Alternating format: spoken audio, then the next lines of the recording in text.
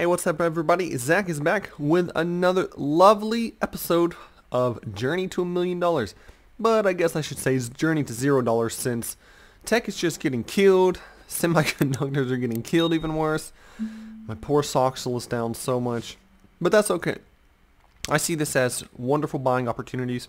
So if you haven't already pulled up on your screen, go ahead and go to prostockadvice.com/blog and you will see the latest write-up that is available on Journey to $1,000,000. So let's go ahead and jump right into it. Well, tech is down a bunch. My best performing thing was the FAS position that we picked up, which is a financial sector ETF if you guys don't know. Dow Jones is at all-time highs right now. So that's pretty interesting, but of course Dow Jones is more cyclical heavy, and the Nasdaq was down 2.4% today, which is kind of a lot. And Nasdaq is more tech heavy, but that is pretty obvious if you haven't figured that out so far. Then what are you doing? But anyways, oil is the interesting thing today that I would like to go over is oil is actually down, which it had been running up. The 10-year treasury isn't really moving. Started at like 1.58 at opening bell, and it's 1.59. So it's not really up that much. I think it was only up about 2%. Let me just go ahead and confirm that, the 10-year. Yeah, it's 2.7% up today, so that's not all that much. I suspect there are going to be a couple of different possibilities here. We are at the pre-COVID levels, so I do see this kind of stabilizing, and also there's a lot of talking heads and news media that's saying that this is kind of the gains on the 10-year treasury are kind of tapering off and stabilizing. Although I suspect it could go up to 2%.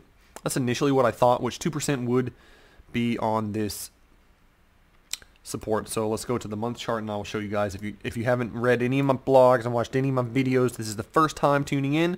Here it is. This is a decently strong resistance along the 10-year X treasury note. But anyways, zoom in a little bit back to the day chart. We're up a little bit right now. Of course, it's not all that crazy in my opinion. It's kind of expected, but you know, there was a steep decline. Basically, like the 10-year just decided to jump off a cliff, and it's mountain climbing its way back up right now. So it would be cool if it could stabilize. It would be very cool if it could stabilize at the pre-COVID level. So we will wait and see. But yeah, the other thing, Gush, it's actually, and this is the 2X oil and gas. Didn't do all that well today. It actually dropped off 3%. So if you are looking at buying it, I would suggest in here, but we could always dollar cost average into it because I don't see any reason that it would keep dropping. Beside the Saudi news that's coming out. So we will see about that. But I'm going to go ahead and dive into this more. I don't really want any oil positions, to be honest with you. But if it does drop off a little bit, this could be an interesting hedge. I went ahead and posted a poll on Twitter and on YouTube, actually. The YouTube posting thing, whatever the community posts. And let me know what you think the best hedge is. If it's oil, crypto, just a good old Dow Jones ETF, or the financial sector, FAS, which I really like. FAS we're making money on. I dropped about 10,000 into this a couple days ago, and it's doing all right. It's doing all right. It's up 4% today. It's pretty good. After hours, totally up 5%. So that's always nice to see. But the other hedge we could be looking at would be a Bitcoin or an ETH, I would say. Bitcoin is up right now, it's heading towards 54. I'm more heavy Ethereum because for when it dropped off, there was more to gain. There was more upside to get back to the all-time high level. So I decided to get into ETH when it was low. I dollar cost average on the way down. I got out of some around 1580, I believe, just to raise capital, just in case of another dip. But I've got some buy limits set around this upper Bollinger Band. We'll see how it goes, but only for half. I will keep half to let it run. But we'll see how that goes. We'll see how that goes. Another interesting one was Xpeng. This one ran up so much. Yesterday it was up like, check this out, on the 15-minute. I was seeing like, man, we're up it was $30+ at opening bell, and then it just kind of bled off. So that was an interesting one. So in the after hours, it ran up really nicely. I think it was up 5% or something like that at one point, but it ended up not doing very well. So that's unfortunate. I was gonna go to the ZLParker store today actually, but some things came up and ZLParker just sold off, so don't want to go see the ZLParker cars anymore. But probably I'll go to, on a serious note, I'll probably go tomorrow and make a video on it. If you haven't seen my Neo video, go ahead and check it out on my channel. We have one of my best videos that I've made so far. So if you guys prefer me walking around China and checking out some interesting things, we can do it. I mean, we can still go to the ZLParker store. Off the top of my head, we could go to Lee, although I need to find out where one is. We could always go to Alibaba offices or Tencent offices. I mean, hey, could be cool. Or, you know, we could just go and do a food review, some Chinese food review. Don't know how that would go for my analytics, but anyways.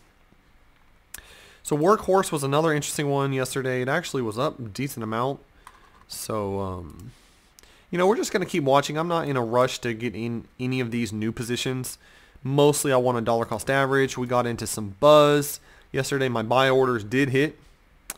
So it's down, and I will keep dollar cost averaging down on that one because the holdings for this one, it is rather interesting for myself. So I would like to get in, and I think at a because they also have recovery plays. They also have American Airlines. They also have a lot of interesting things in my opinion. So could be some recovery, could be some growth. So I mean, overall, this could be pretty interesting at this moment in time. Also, the SPAC ETF, I did get into it. It's looking all right. It's looking like it's holding around the 50-day moving average, although it's literally only been trading for 53 days. So take it with a grain of salt, but it's somewhere down there.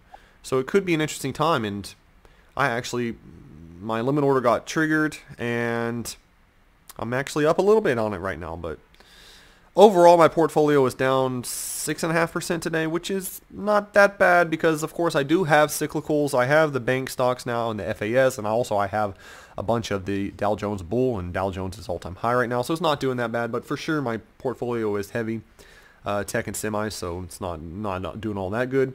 The best things in the market today were actually the transportation.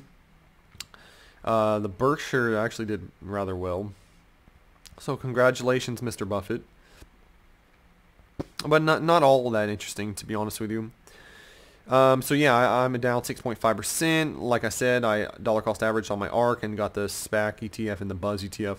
So what I would like to add to my watch list, I'm thinking the OGIG, which is actually it's actually the billionaire Kevin O'Leary's, one of his ETFs, O shares. And actually, I checked out the holdings, and it's not bad. So this is a global internet ETF. So obviously the internet giants are just getting clobbered right now. So this could be an interesting opportunity to buy. And then actually this is 20% exposed to Chinese internet giants. Also has some Japanese, some Europeans, British, Canadian, and 60% American. So 60% American, 20% Chinese. So this is pretty interesting for myself.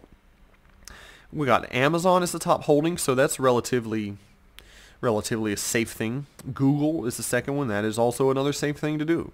And then we get into Tencent, Alibaba, which could be interesting growth opportunities going forward because both of these are not doing very well as of late.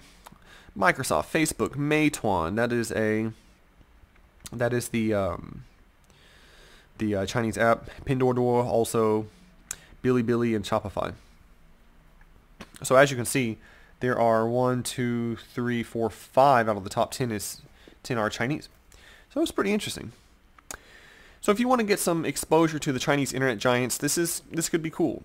Instead of just, hey, I'm just going to buy Alibaba, or hey, I just want to get a couple shares of Google or Amazon. Actually, Amazon's expensive. But yeah, I mean, we could get some exposure, and it's just more simple to do ETFs anyways. And this is not a boring ETF like a Dow Jones ETF. This is not a boring. This is interesting. But I went ahead and put a price. It's getting killed, as you can see. It's approaching the 180-day EMA, so I would probably buy it closer to the 180-day EMA. Less than $50 entry. Price target 68. You know, it's like 20-30% up. I think easily could get there once we do start seeing a transition back into tech, and I think that will happen.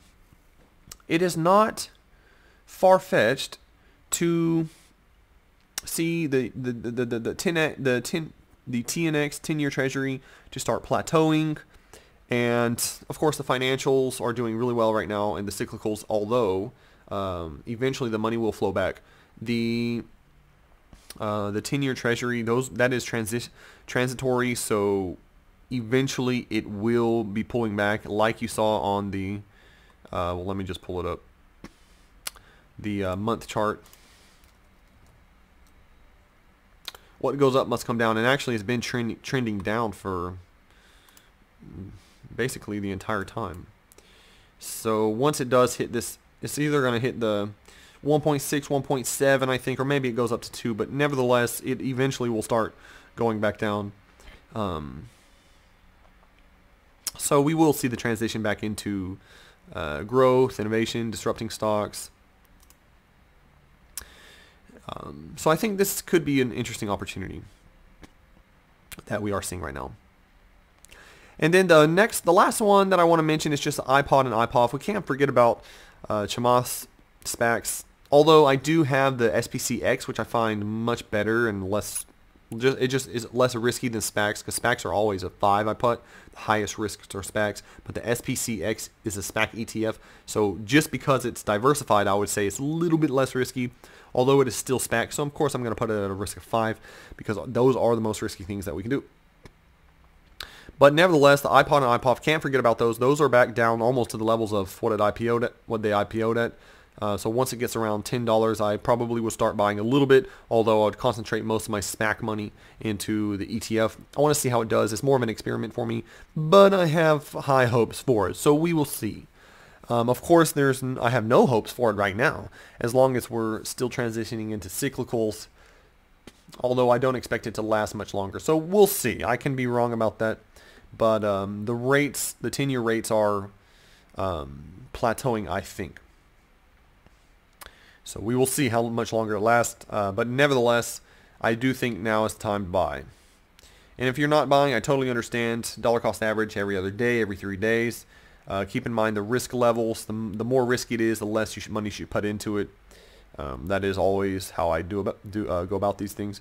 And if you're wondering what platform I trade on, you know, this is Webull. Webull is awesome because if we're looking at any stock here, like if we want to get into the FAS, which is the financial sector ETF, we actually can see, not only can we chart, there's a lot of indicators that we can use and whatnot, but also, for example, DraftKings, which has done really well. It's up more than 3% in total today, including the after hours. But not only can we chart, we have a lot of indicators. It's really nice. We can see what analysts think just really quickly. Just basic, what's the basic consensus? Target prices, should we buy, should we hold?